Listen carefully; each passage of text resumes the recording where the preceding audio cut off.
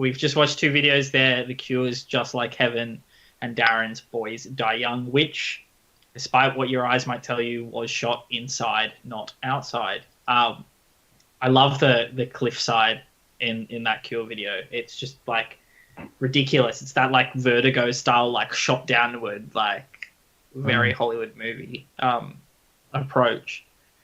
The Cure, Anwen, you have many thoughts. I really like the Cure had the same one twice. Like the Close to You video is the same vibe, right? Yeah, the clip vibe. Yeah. It's not the same cliff though.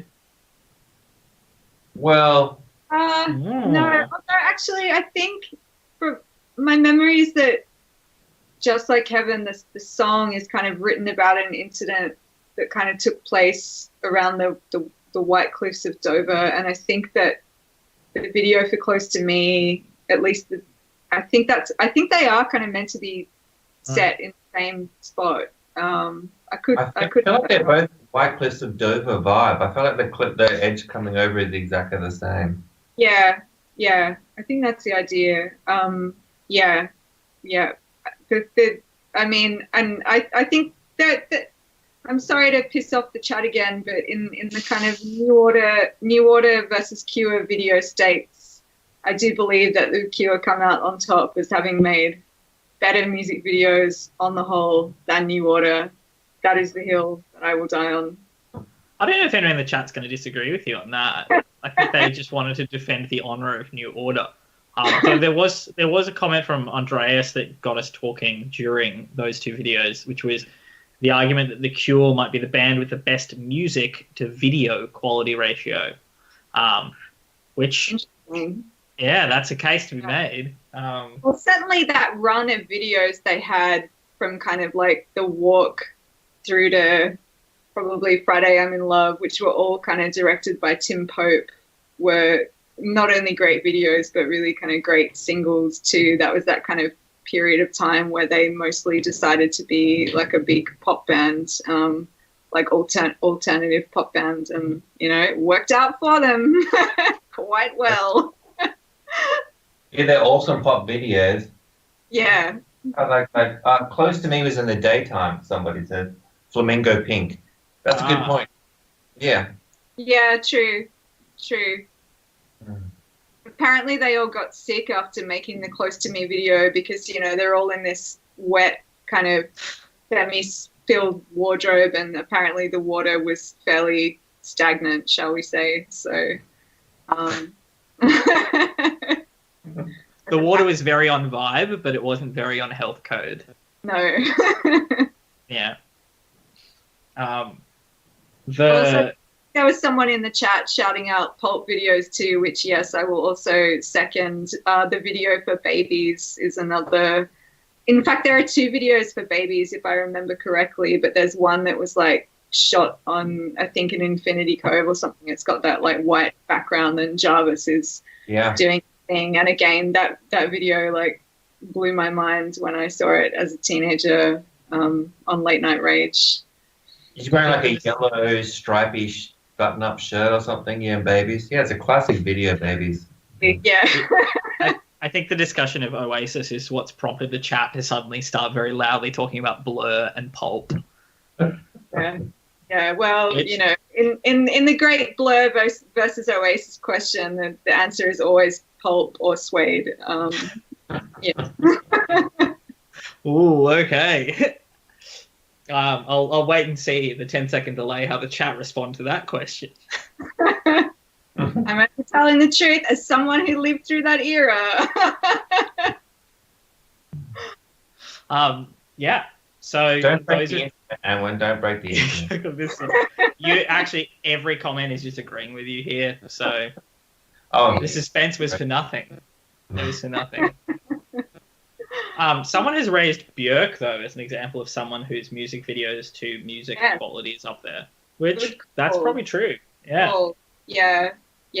Human Behavior, great video. Big Time Sensuality, great video. What's the one with the cat? I can't remember. It's like an internet meme now. It's like the cat reading the newspaper and putting it down, and it's from a Björk video. Someone in the chat will know this. Someone will know, not me. I know the meme, but I didn't know that was a video. Yeah, it's one of hers. It's the song called "Triumph of a Heart." Does that sound right? All I know, I like the always the Björk one. I don't know which one, where she's in the gallery and they use the mirrors. It might be a Gondry one where they got the 45-degree mirrors and she's in an art gallery moving through. That was one of my favorites. It is "Triumph of a Heart" is the song with the cat husband who puts down his newspaper. That is, Wow. you know. I did not know that. I did not know. Who directed it? I wouldn't be surprised if it was Gondry. So to go back to your video, Darren, I mean, that's another one again in which you've got kind of other people, Acting. It's interesting. It's notable to me that it's that you generally choose women in your videos to do that, so that you have this kind of ambiguity between you as the vocalist and then them as the ones who are vocalizing it. I mean, why does that kind of juxtaposition appeal to you? Yeah, I think it's just that juxtaposition is what I really like. I think I want it to be a bit more gender fluid to a degree. That I wanted to hear like my voice come through someone who I can't even identify with to a degree, and want a female character to do that, just much like a director writing a script for a movie and you're writing male female characters to speak this dialogue. And so it's almost just a chance for me to get someone else to say it. And to a degree, I feel like if I had someone, say, my own age, a male actor playing me, it would seem very much like they were playing me, I'm guessing. Whereas I'm trying to like really get away from that. I'm trying to make it be someone very much artificial from my day-to-day life. It's pretty much why I'm choosing that. In a sense, there's the artificial and the having, like, I guess, female characters sing the songs is a bit Spectre-esque. I know that you wrote a song called Phil Spector. How does his music filter into your music and your art? Yeah, well, Phil's kind of like that thing of like, I really like Phil Spector's quote of the symphony in 3-minute ideology. And that was kind of like a aspect of making pop music to begin with. Was if I'm creating an exhibition, I want like 5 or 6 artworks and I want them to be the world, a new world. And that's what really excites me, is I don't know what the show's going to be next year. I'm going to make a whole new world in the next 12 months.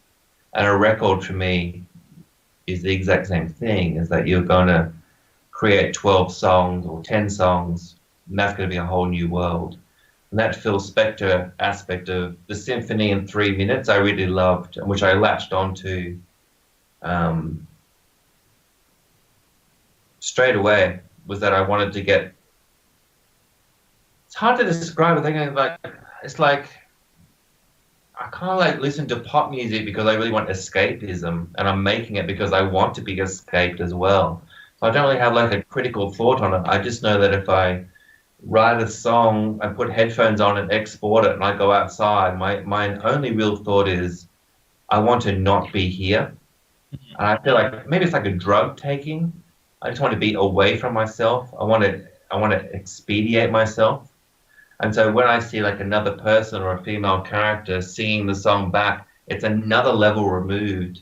And I get off on me being, I wrote the song, I played the guitar, I played the drums, I played the bass, I mixed it, I'm getting further and further away. Now someone else sing, and now I'm watching it on my phone, on a train, on the way to work. Like I'm so far away from it now.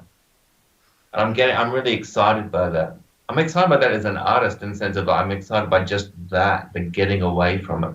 I'm not trying to be like critical or artistic about it. I'm actually just excited by my voice being really distant. And that's a job for curators or whatever to talk about why I'm doing that. But yeah, I want my voice to be here and I want the art to be over there. There is something interesting, I mean, in terms of that whole distance and this tension that you're playing with in terms of gender in your videos, and you know, obviously kind of the figure of Phil Spector comes with a lot of course, baggage, right? But there, I mean, there is this whole tradition in pop music, and like you, I kind of adore that early '60s pop that Phil Spector made. But there is that tension and that kind of power dynamic between this kind of male figure who's in the background and who is in the one who is making the music, who then kind of uses the female pop star or the female body to kind of, again, like embody his creation in some way, you know. And I think that's worth thinking about in terms of maybe where your videos fit into that tradition in some way, or are playing with that idea.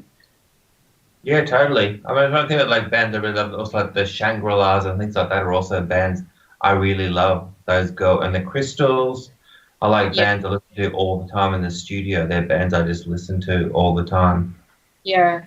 The Shangri-La video for Leader of the Pack is that's a great, very early kind of video, actually. Yeah, it's just kind of them standing there, and yeah, it's good. Mm-hmm. I My think song about Phil Spector, by the way, is about like the chorus of that song is C, F, A minor, G. That's the chorus. The words are those words.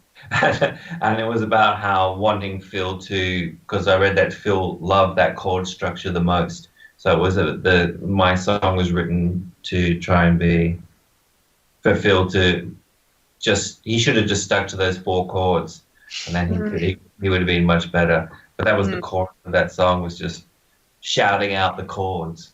Yeah. We are now going to move to our final 2 music videos of the night, and to quite a modern video, aside from, of course, your videos, Darren. I'm interested to hear about this one, and how you view her work. I think you guys could like pull in on this bit, because the St. Vincent's one, and then one of mine, but basically the St. Vincent one I chose because Alex DeCorte is an artist I really love, and so I really chose this video because he's a contemporary artist who made this video for St. Vincent, and he's been at the Venice Biennale, and he's like a massive American artist, and he's just started moving into music video making as well. And so I don't know St. Vincent that well, but I just know that I really love the video, and I love the set scenes and the fakeness of it.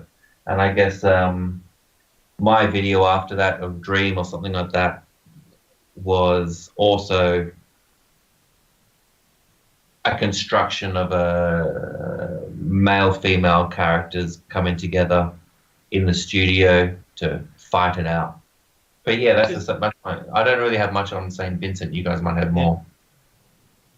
Well, the video itself is like within the studio space, and it's interesting to hear that it was like, because it was a visual artist moving across to music video, because it is like, you know, it's about construction, it's about fakery and artifice, and like, I mean, it's a very like visually quite intense video, colors everywhere, and it's from that record where she kind of again constructed this whole kind of callback to the early 80s pop aesthetic, you know, and it was produced by Jack Antonoff, who has yet to produce a record that I actually like, but there we go. That's a more controversial statement than the New York one earlier. Yeah, do we have Jack Antonoff? Get a lot of Lana Del Rey fans get on this chat right now. Lana Del Rey's in a lot of hot water today. She's in a lot of hot water already, but yeah.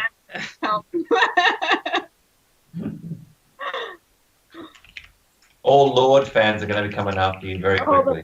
They're all coming for me. Yeah, no, I know why. It's because everything he produces, it's like super compressed, and it all kind of, everything sits on the surface, and just like I feel like someone is clawing my ears out when I hear his production.